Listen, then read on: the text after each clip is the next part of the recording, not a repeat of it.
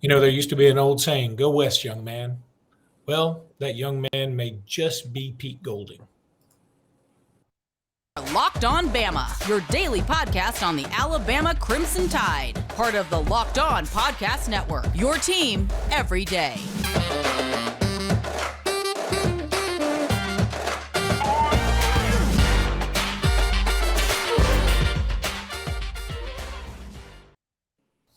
Hey, everybody, and welcome back into Locked On Bama. Luke Robinson, that's me. Jimmy Stein, that's him. Jimmy, how are you today?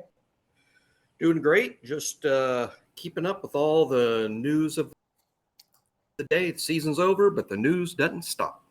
Sorry, I was trying to switch this back to the way we normally do it, and I did it twice. Anyway, thank you for making this your first listen. This episode is brought to you by BetOnline.net. You know BetOnline.net is where the game starts, so go over there right after this podcast. Jimmy, the rumors are rampant that Pete Golding, the much maligned defensive coordinator at the University of Alabama, may be headed west to the Ole Miss Rebels. This makes a ton of sense to me because Lane Kiffin likes to score a lot of points, and with Pete as your defensive coordinator, you'll have to. That's pretty funny. Yeah, it could happen. I'm not saying it's going to happen, but I think it's very realistic that it could happen. It checks a lot of boxes to stuff both public and not public. Here's the thing, though. I mean, I don't care what. It doesn't matter. All that matters is, who's Alabama's defensive coordinator. It doesn't matter about the circumstances of Pete's departure. But I will say, I don't think this is a situation where it's like, you're fired, get out. I also don't think it's a situation where it's like, Coach Saban goes to work and Pete has in the middle of the night cleaned out his office and tiptoed out. I don't think it's either one of those situations. I think it is somewhere in the vast middle. But regardless of that, Ole Miss is a good job. In my opinion, these days in modern football, Ole Miss easily a top 20 job and higher than 20. It's one of the better jobs in the country. I really think that they have they're in the SEC. They're in the SEC West. They have a tremendous commitment to facilities and money. They have a very highly paid head football coach. They do really well recruiting out of the portal. I think P level of successful over there. He's not going to have the same athletes at Ole Miss he's had at Alabama. But at Ole Miss, he will have more autonomy. I mean, Lane Kiffin is not going. I mean, imagine this. I mean, particularly those that know Lane kind of well, but Lane's not going to sit in defensive meetings. Lane is not going to micromanage what basically at Ole Miss, Pete Golding will in so many ways be head coach of the defense.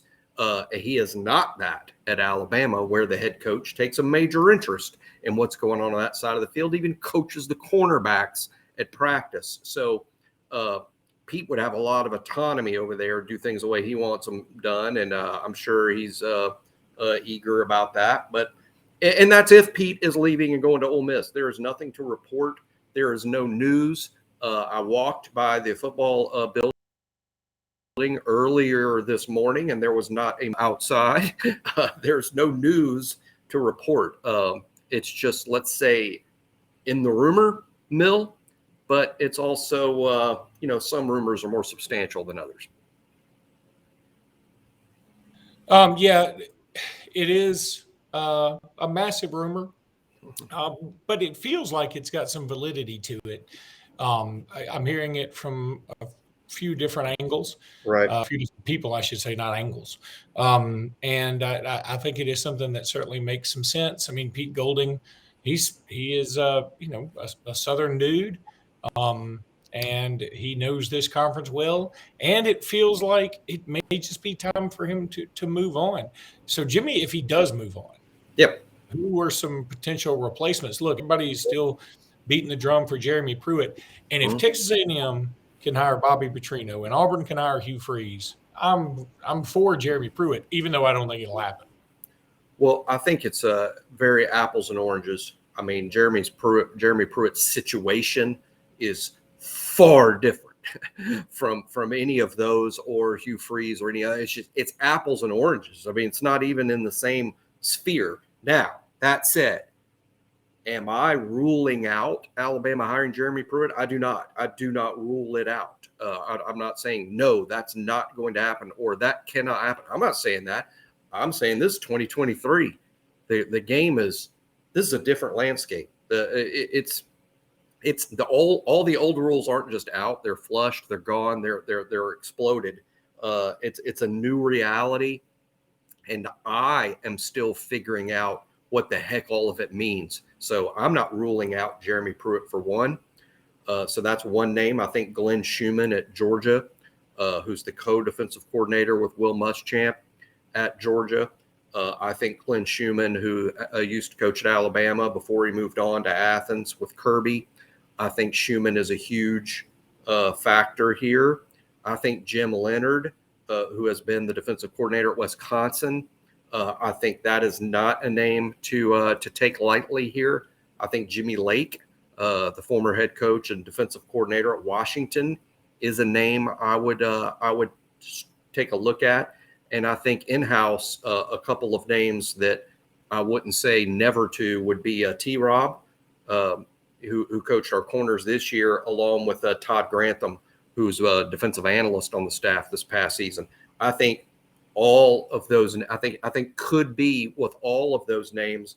I'm particularly watching Pruitt, Schumann, and Leonhard.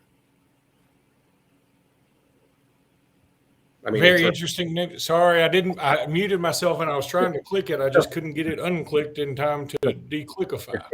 That's all. But yeah, Jim Leonhard is an interesting name to me. I mean, this is a guy that everybody thought was going to get the Wisconsin job, right? Right. And then they went and hired Luke Fickell, and who could blame them? That's a no-brainer. Yeah, people have been trying to hire Luke Fickell for a while. I think they would have stuck with Jim Leonhard as head coach had Fickell not made himself available to Wisconsin. Leonhard certainly has an incredible national reputation for coaching defenses. The big thing would be that, to my knowledge, he has no real experience in the Saban system. So this would be out of the ordinary. This would be out of pattern for Nick Saban. It to me, would signal, this is the way I would interpret it, a step back for Nick. Kind of say, hey, you know what, maybe I'm going to bring somebody in here and then I'm going to take a lesser role as I've got other duties to tend to as head coach of the whole program.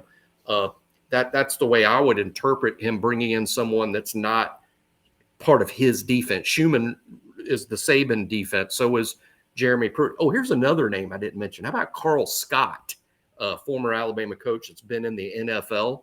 A lot of experience, safeties guy. Saban loves those DB coaches like Smart, like Pruitt, like Golding. The safety secondary coaches becoming defensive coordinator. So let's not rule out Carl Scott either. All right, Jay, let's go ahead and take a break. I'm going to tell everybody about Built Bar. If you're looking for a delicious treat but don't want all the fat and calories, then you got to try a Built Bar. I love these things. I eat them all the time.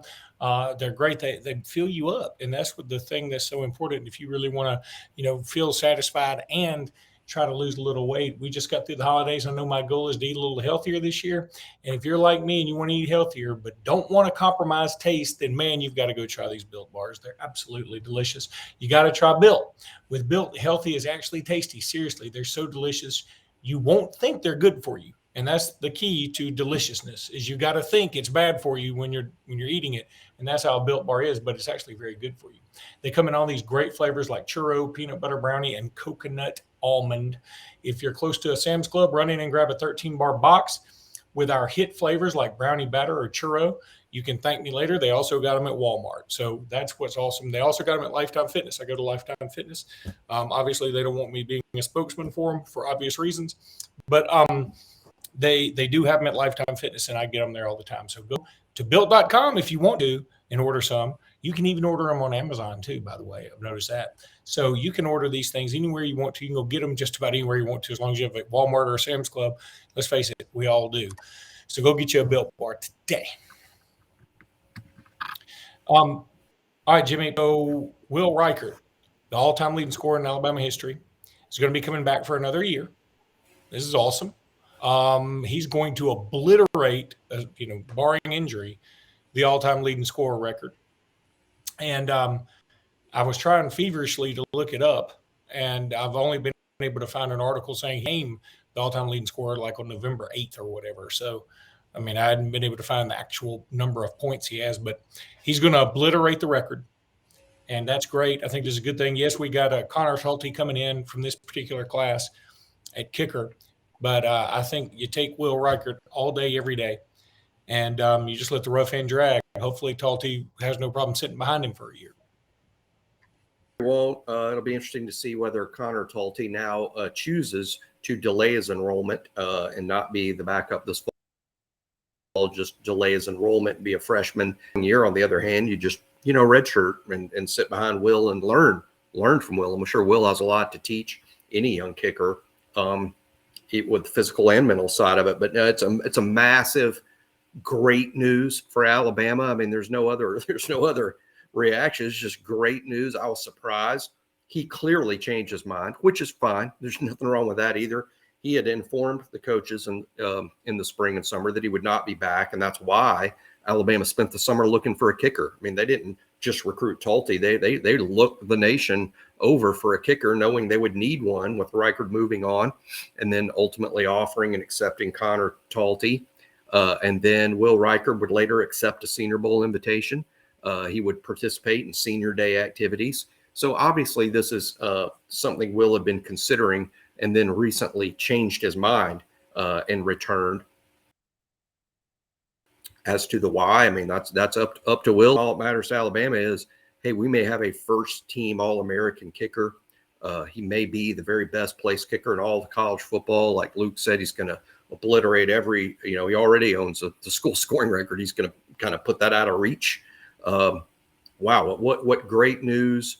Another leader in the locker room. That let's not overlook that. A guy that's going to get his name in the sidewalk most likely next year.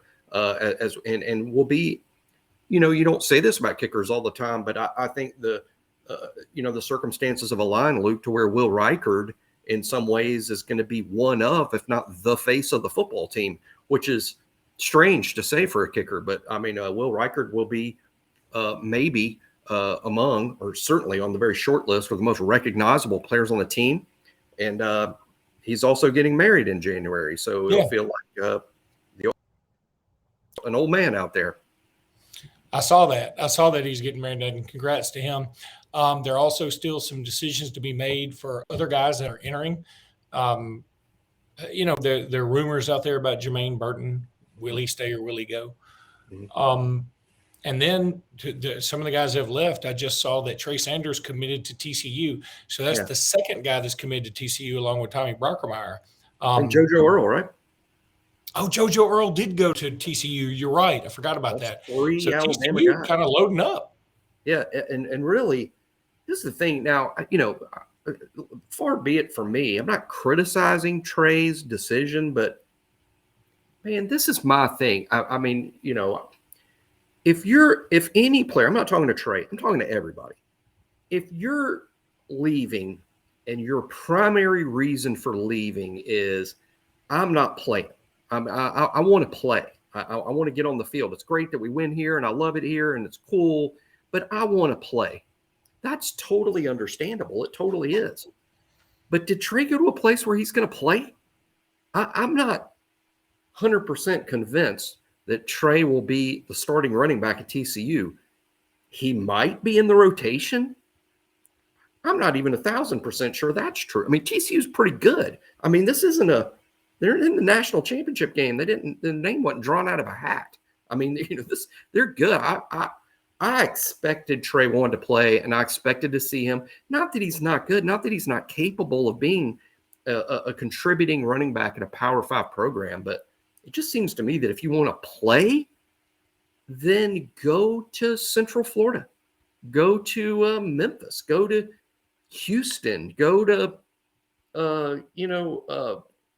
UAB. I worry for Trey that he's not going to play. Trey, please prove me wrong. There is nothing more I would like to do next fall than watch TCU play a football game and you're the running back and you get 20 carries. That's what I want to see happen, and I hope that it does. But, gosh, I don't know. one of TCU's backup running backs that he'll have to contend with next season is Daphne, Alabama's Trent Battle. I don't know if you guys remember him. He was a quarterback at Daphne and signed to play quarterback at TCU. They moved him to running back. He has been a backup player there, but Trent's probably on track to maybe be the starting running back at TCU next season. But that'll be one of the guys that Trey's competing with. All right, Jimmy, we're going to take a break. When we come back, we're going to wrap it up with a little basketball. So Bama, Kentucky this weekend at noon. Get there or be square. Is it be there or be square? Whatever. It doesn't matter. It's a long time ago. But yeah, get there and be a square if you want to. I don't care. Just do something. But Kentucky is interesting right now. Yep. Kentucky did get a win over LSU at home, but they struggled. They just don't look like Kentucky. I had also forgotten this. Now, people will discount it because it was the 2020 COVID year. I don't think you should discount it. Kentucky had a horrible record that year. They were like a losing record, like 9-16 or 7-15, something like that. It was just awful. But then last year they make the tournament and they get in, they get upset in the first round against St. Mary's. And now, or St. Peter's. Now, I get my Saints mixed up. Now they've already got losses. I'm looking at their schedule right here. They've got losses to, they lost to UCLA. They lost to Gonzaga. They lost to Michigan State. They obviously lost to Missouri, which last night Missouri put up a nice fight against Arkansas. But they've also struggled against Yale. They won by 10 at home. Against Bellarmine, is that how you say that? I don't say it. Well, I think at halftime it was really close, and they ended up pulling away. They only beat a Michigan team by 4. This Michigan team is not very good this year. They just look like they're struggling, and I've been reading a few articles about how John Calipari has not really endeared himself to the fan base. Lately. There's some folks that are really had it up to here with him, but what are you going to do? It's a Jimbo Fisher situation. They got, a huge buyout. He's got a lifetime contract. He's said, if you want him out, it's going to be tough to get him out. How do you buy out a lifetime contract? If I was Calipari, I'd start traveling with security. I think what you do is you say, kill him. You say maybe our definition of lifetime isn't your definition of lifetime, if you know what I mean. I would worry they just have to kill him, and that's probably being discussed. What's the buyout? Accusation. No buyout. We'd just have to kill him. That's what I worry. I'm joking about what the heck a lifetime contract means. What is that, and how do you buy out a lifetime contract? So I do agree that Coach Cal, it feels like no one's happy up there. Now, before they pull the plug too soon, literally, I would take a step back and, they might need a recalibration of things. He recruits too well, to just assume that the next guy is going to do better. But regardless of that, thankfully, that's not our problem. At Alabama, all things are going great. That's why I've not seen the line, Luke, but I'm assuming we're favored to beat Kentucky. But that's pretty rare in the annals of Alabama history that Alabama is a favorite over Kentucky. But there's a really good chance that we are. I would suppose Alabama's going to be favored by 3 or 4 points.